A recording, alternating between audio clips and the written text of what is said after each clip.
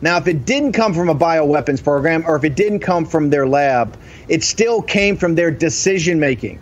Their decision-making to hide this and to lie to everybody about it. We have numerous studies out there led by Southampton University in England that says 95% of the deaths, 95% of the destruction, starting with the innocent Chinese people, would have all been avoided if these devils had just done what any responsible government or any responsible human beings would have done. And that is tell the world we have a problem and we seek your help to solve it. They didn't do that. They covered it up and they lied about it. And then they exacerbated it. They made sure that innocent Chinese people flew all over the world when they didn't let them know that, hey, we should restrict travel. They vacuumed up the PPE to make sure that they would be even harder in places like Italy, that the gating event was going to be protective equipment for people who both test for the virus and those who care in the ICU units. What they've done is incomprehensible to decent people. And here's why. They're not decent. The leadership of the Chinese Communist Party are among the worst dictators in history. It's time we stop playing games. You know, Secretary of State Pompeo was on TV, I think it was last week, in the Bill Hemmer interview. He was talking about, people are starting to negotiate, or they're starting to call for the CCP to release all the information, all the data about the origins of this virus. It's time to stop asking. We're not a supplicant, and the American people in this great republic cannot be supplicants, cannot be a tributary state to an evil dictatorship like this. It's time to demand.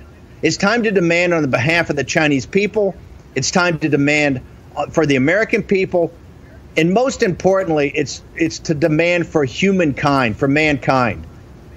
This is outrageous what they've done. It's outrageous how they're trying to change the conversation today. Their behavior is beyond reproach.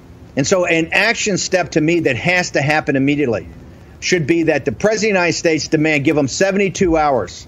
72 hours. You open up to an international consortium, and the World Health Organization will be part of that, but they can't lead it.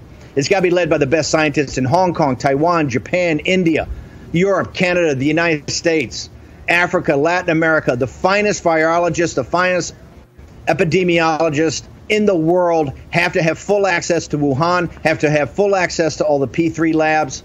Without a question, 72 hours. If you do not do this in 72 hours, if you are not prepared to have the flights come in and have us have full access to every technician, every doctor, to look at every gain of function experiment, to go through every lab, to look at every specimen, and to look at the genetic code of everything that was done.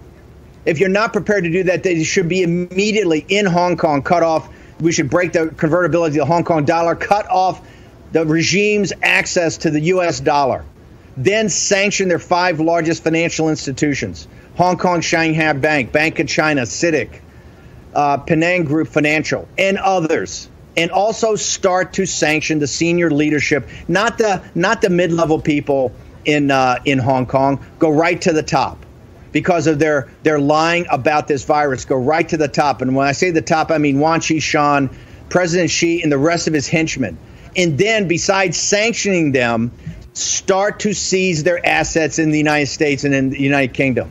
These people are, but you think they dwarf in wealth the people in Kuwait and Bahrain, UAE, and Saudi Arabia. The Gulf Emirates are nothing compared to the families that control the Chinese Communist Party. Their assets should be seized immediately in places like New York City and London. This is the only thing they understand is smash mouth. This is what they've done to the West. This is what they've done to the United States. Much of the conversation we're having right now is all marginalia. It's not getting to the heart of the problem. Part of getting to the heart of the problem is what you saw FBI Director Wray, Attorney General Barr, National Security Advisor O'Brien, and the Secretary of State Mike Pompeo as they're laying out the action steps of a fully integrated, essentially war plan against the Chinese Communist Party for technology, an information war, and economic war. And you've seen Secretary Esper and the Joint Chiefs of Staff with the carrier battle groups now in the South China Sea and the Straits of Taiwan, other military actions. You've seen our allies in the United Kingdom talk about forward deploying Her Majesty's ship, Queen Elizabeth, this new brilliant aircraft carrier and a carrier battle group to Singapore or the South China Sea. You've seen Australia. You've seen Japan. Japan's talking about 30 submarines to add to this alliance. You see on Chinese-occupied Tibet, where the Indian army under the leadership of President Modi is leading India to not back down to the Chinese Communist Party. Throughout the world, this is happening. But now it's time to face facts on this pandemic. They caused it. Okay? Democrats didn't cause it. Republicans didn't cause it. The Chinese Communist Party caused it. And now it's time to hold them accountable. Every day that goes by is just another day that they think they've got a victory. And if you think this is the last we're going to see of this, you're kidding themselves. They're sitting there and they're laughing at us right now. They're laughing at us. They think they have us on our back foot. They think they have us where we're at each other's throats. It's time to put that all aside and focus on the enemy. Remember, how we handle this pandemic is the other side of the coin of what Barr and Mike Pompeo are doing. And it's time for us to focus on the enemy of the Chinese people, the enemy of the American people. The enemy of mankind is the senior leadership of the Chinese Communist Party and what the Chinese Communist Party represents and what it does in China throughout the world. It's time for us to now take that on.